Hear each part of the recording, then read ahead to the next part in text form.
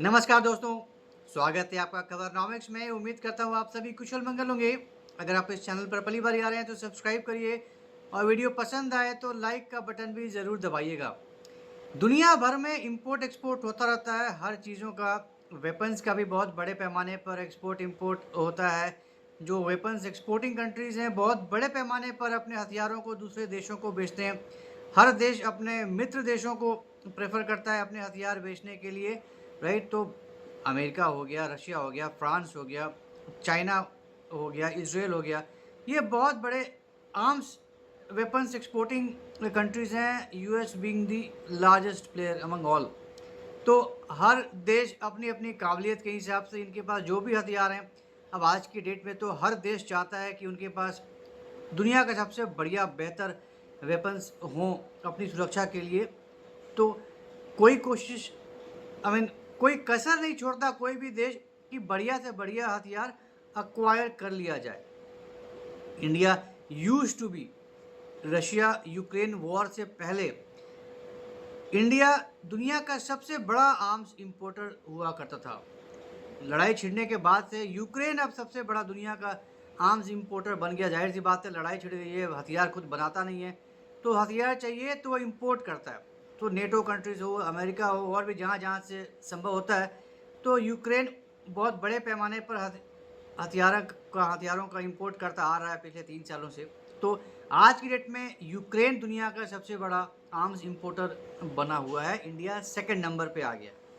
खैर, तो इंडिया ने भी बहुत बड़े पैमाने पर हथियार इंपोर्ट किए हैं, रशिया बीइंग दी लार्जेस्ट पार्टनर। तकरीबन 34-35% जो इंडिया का आर्म्स है वो रशिया से इंपोर्ट होकर आता है। फ्रांस भी बहुत बड़ा पार्टनर है इंडिया का, अमेरिका भी है, इसराइल भी है, तो और भी अलग अलग देशों से तरह तरह के हथियार इंपोर्ट करता है।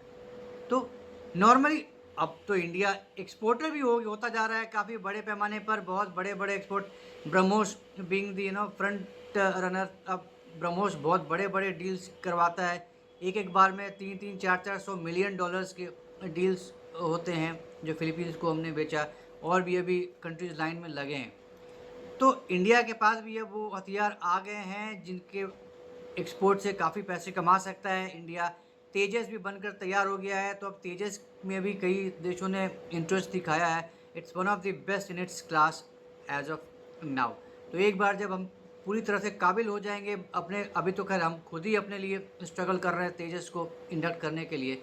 हम अपना ही स्क्वाड्रन नहीं बना पा रहे हैं तेजस का, तो हम एक्सपोर्ट क्या करेंगे। लेकिन वो वक्त की बात है, वक्त के साथ जब चीज़ें सुधर जाएंगी, कंट्रोल में आ जाएगा, तो इंडिया फिर तेजस का भी एक्सपोर्ट करना शुरू कर देगा। इंजन का सबसे बड़ा प्रॉब्लम है, इंजन का प्रॉब्लम सॉल्व हो जाएगा, फिर कोई टेंशन नहीं।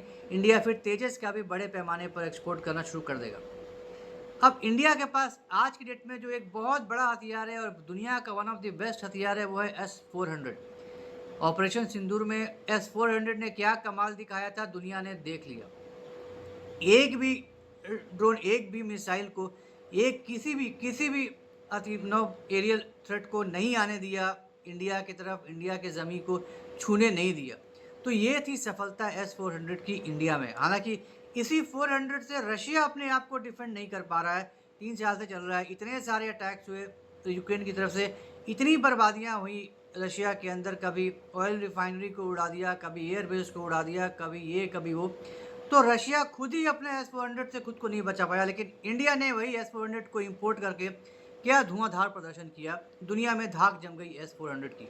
तो 5 बैटरीज का डील था रशिया के साथ, 3 ही बैटरीज अभी तक मिले हैं इंडिया को। तो इसी 3 बैटरीज के साथ इंडिया ने कमाल किया था। 2 बैटरीज और आएंगी, एक 2026 में आया उम्मीद है आने का, और एक 2027 में। कोई बात नहीं, अब ऑपरेशन सिंदूर के बाद इंडिया और ज़्यादा बैटरीज के लिए कोशिश कर रहा है कि अब वो शायद और भी ज़्यादा बैटरीज ले S-400 का, having scene the effectiveness of S-400 कि भाई है कमाल का चीज़ और इसको रखना चाहिए। अच्छी चीज़ है, अच्छा औजार है, अच्छा हथियार है एरियल थ्रेट को रोकने के लिए। और अब तो S-500 की बातें हो रही हैं कि हो सकता है इंडिया और रशिया मिलकर जॉइंट प्रोडक्शन करें इंडिया में, मेड इन इंडिया S-500 को। तो अगर ये शुरू हो जाता है, ये बात बन जाती है, फिर इससे अच्छी बात और क्या होगी इंडियन डिफेंस के लिए। अब एक खबर, बहुत बड़ी खबर निकल कर ये आई है कि इंडिया अपने एक बहुत बड़े दुश्मन से S-400 शायद खरीद सकता है ना, ये तो हद ही हो गई। और कोई अपने दुश्मन से भले कोई हथियार खरीदता है यार, या फिर यूँ कह लीजिए कोई अपने दुश्मन को हथियार एक्सपोर्ट करता है, थोड़ी ना। अब इंडिया पाकिस्तान को एक्सपोर्ट थोड़ी ना करेगा, या पाकिस्तान, खैर पाकिस्तान तो बनाता ही नहीं है। चाइना चाइना इंडिया को थोड़ी ना एक्सपोर्ट करेगा अपने वेपन्स, या इंडिया चाइना को एक्सपोर्ट करेगा अपने वेपन्स। सोचने वाली ही बात नहीं है। लेकिन ये एक बड़ी बात निकल कर आ रही है सामने कि इंडिया का एक बहुत बड़ा दुश्मन टर्की टर्की इंडिया का दुश्मन है, क्योंकि एक तो हर बार हर मंच पे कश्मीर को लेकर मुद्दा उठाता है इंडिया के अगेंस्ट, वो तो एक चीज़ है जो पीरियड चलता रहता है। दूसरा, ऑपरेशन सिंदूर में इतने बड़े पैमाने पर पाकिस्तान का साथ दिया था टर्की ने, सामने नहीं लाया लड़ने के लिए, लेकिन हथियार इतने बड़े पैमाने पर दिए पाकिस्तान को लड़ने के लिए, तो जाहिर सी बात है टर्की भी भारत का बहुत बड़ा दुश्मन है। तो अब ये खबर निकल कर आ रही है कि टर्की S-400 जो इंडिया है शायद टर्की से ले S-400। टर्की के पास भी S-400 है। रशिया ने S-400 बहुत गिने चुने देशों को दिया है। एक तो इंडिया को दिया है अपने दोस्त, एक टर्की को बेचा था 2019 में। 2019 में टर्की ने रशिया से $2.5 बिलियन में लिए थे 3 बैटरीज S-400 के, लेकिन तब से S-400 पड़ा हुआ है टर्की के अंदर, और एक है चाइना को S-400 बेचा था रशिया ने। तो यही 3 कंट्रीज़ हैं, चाइना, इंडिया और टर्की, जिसको रशिया ने S-400 बेचा हुआ है। लेकिन टर्की में S-400 जाने के बाद धूल खा रहा है S-400। क्यों? क्योंकि टर्की नेटो का भी मेंबर है, और NATO is entirely against Russia. Russia दुश्मन है नेटो का, तो अमेरिका का तो खैर है ही दुश्मन रशिया। तो अब S-400 खरीद तो लिया, लेकिन अब नेटो के रूल के हिसाब से अमेरिका के अगेंस्ट, अमेरिका की इच्छा के विरुद्ध जाकर टर्की ने खरीदा था। लेकिन अमेरिका ने प्रेशर लगा दिया, अमेरिका ने सैंक्शंस लगा दिए थे टर्की के ऊपर। S-400 खरीदने की वजह से अमेरिका ने सैंक्शंस लगा दिए थे ढेर सारे टर्की के ऊपर। तो फिर टर्की की हवा निकल गई, वो चारों खाने चित हो गया कि लेके फंस गया। वो S-400 ले तो लिया $2.5 बिलियन खर्च करके, लेकिन लेकर वो फंस गया। उसका आज तक वो इस्तेमाल नहीं कर पाया, आज तक उसने S-400 को एक्टिवेट ही नहीं किया। वो धूल खा रहा है, जहाँ था वहीं पड़ा हुआ है। उसके 3 बैटरीज यूं के यूं ऐसे ही पड़े हुए हैं कबाड़ खाने में। तो ये खबर निकल कर आ रही है कि अब टर्की अपना S-400 को निकालेगा, और निकालेगा का मतलब ये नहीं कि वो एक्सपोर्ट करेगा किसी और कंट्री को। ये भी एक नियम है कि वो किसी दूसरे कंट्री को एक्सपोर्ट नहीं कर सकता। ये भी एक पेच है कि टर्की S-400 को किसी और को एक्सपोर्ट नहीं कर सकता, तो ना इधर के रहे ना उधर के। तो अब करे तो क्या करे? तो ये आ रही है बात निकल के कि अब रशिया टर्की से वापस ले लेगा अपना S-400। ये हो सकता है, this will not be considered as an export to a country. अगर टर्की देता है वापस रशिया को S-400, तो ये एक्सपोर्ट नहीं माना जाएगा S-400 का किसी दूसरे कंट्री को। तो रशिया टर्की से अपना S-400 वापस ले लेगा, उसको रिफर्बिश करेगा, उसको और ज़्यादा एडवांस करेगा। जो भी वो 2019 का S-400 है, आज हम 2025 में बैठे हैं, और जब तक ये कुछ बात बनेगी तो 2026 2027 भी आ जाएगा। तो उस समय के हिसाब से लेटेस्ट बिल्कुल टेक्नोलॉजी के साथ रशिया S-400 को अपग्रेड करेगा, और फिर रशिया वही S-400 इंडिया को दे देगा।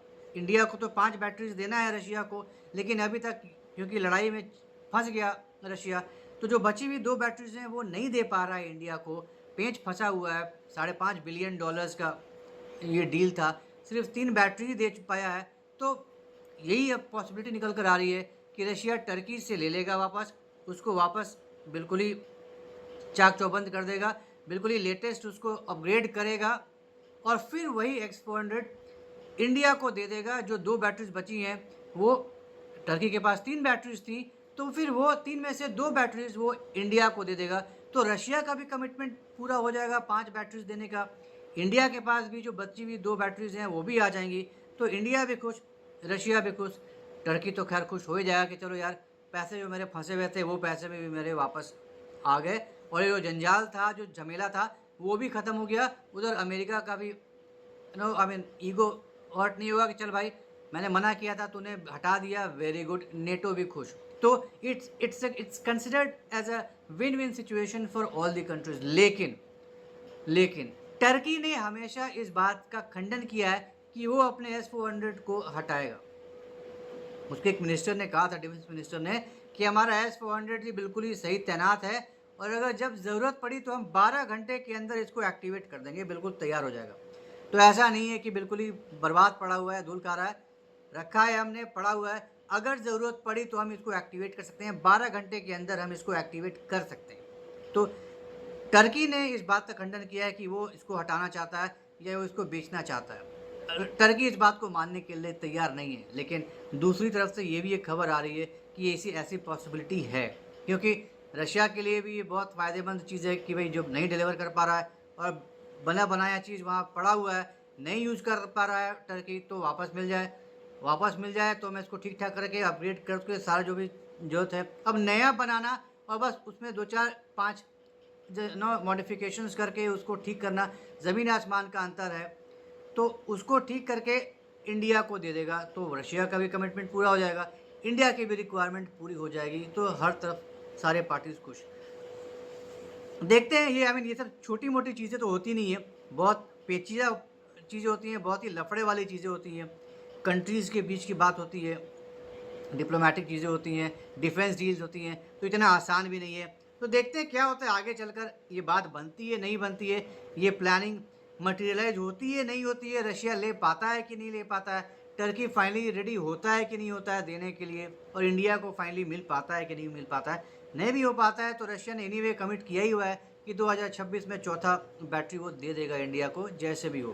तो देखते हैं 2025 में तो वैसे भी कोई चांस नहीं है एक भी बैटरी आने का, तो 2026 का वेट करते हैं, देखते हैं 2026 में क्या खुशखबरी मिलती है, एक बैटरी मिलेगी या फिर 2 बची हुई बैटरीज मिल जाएंगी, will have to wait and watch. तो ये थी एक छोटी सी जानकारी S-400 के बारे में, जो भारत अपने दुश्मन देश टर्की से S-400 शायद ले सकता है। तो उम्मीद करता हूँ आपको आज की ये जानकारी पसंद आई होगी। तो अगर ये कंटेंट पसंद आया तो हमारे इस वीडियो को लाइक करिए, शेयर करिए और हमारे चैनल को सब्सक्राइब ज़रूर करिए, बेल आइकन भी ज़रूर दबा दीजिएगा। तो जल्दी मिलेंगे कैसे नई इंटरेस्टिंग वीडियो के साथ, तब तक के लिए जय हिंद, जय खंड भारत, नमस्कार।